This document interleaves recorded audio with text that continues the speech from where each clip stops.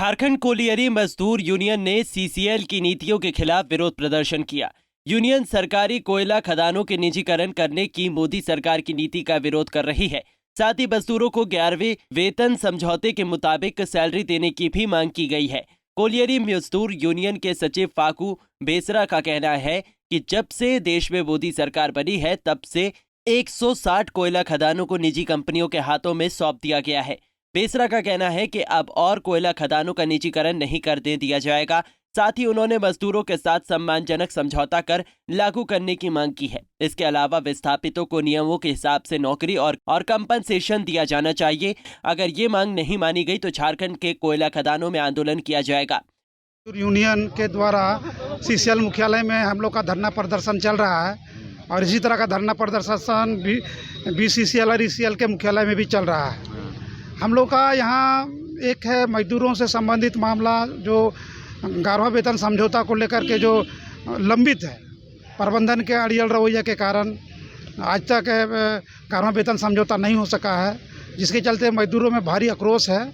और यहाँ जो विस्थापितों का जो समस्या है, जो कोयला खदानें चल रही है, सीसीएल का चाहे बीसीसीएल का चाहे अन्य जो कंपनियाँ हैं कोल इंडिया का, उनको जो राइट मिलना चाहिए था, अधिकार मिलना चाहिए था नौकरी का, कंपनसेशन का, उसको नहीं मिला है ठीक से अभी तक।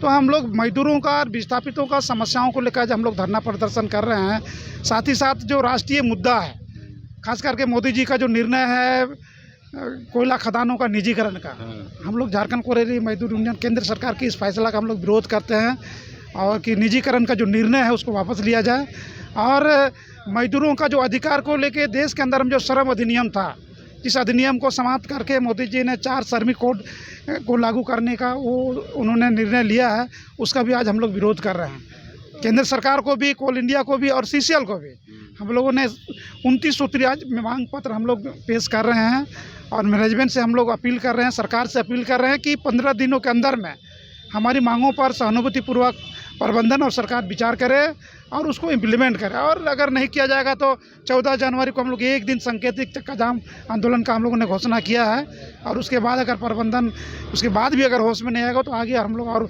आंदोलन को तेज करेंगे। किन वर्गों की बात कर रहे हैं इसमें? मजदूर ये मजदूर पे काम करते हैं, उसके अलावा आउटसोर्सिंग में काम कर रहे हैं मजदूर हैं जिनको हायर कमेटी के द्वारा उनको इसका वेतन निर्धारण कर दिया है। प्रबंधन से आप लोग की बात हुई?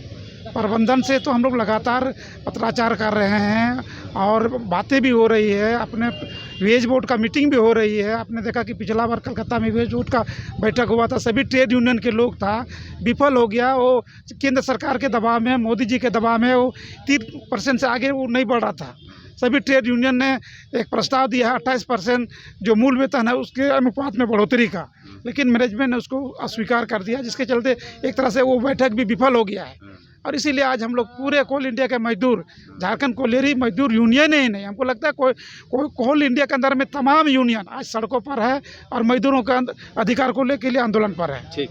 कोयला खदानों से निकलने वाले कोयले से थर्मल पावर प्लांट चलते हैं। अगर ये कोयला खदान निजी कंपनियों के हाथों चली गई तो बिजली की दरों में उछाल आना तय है।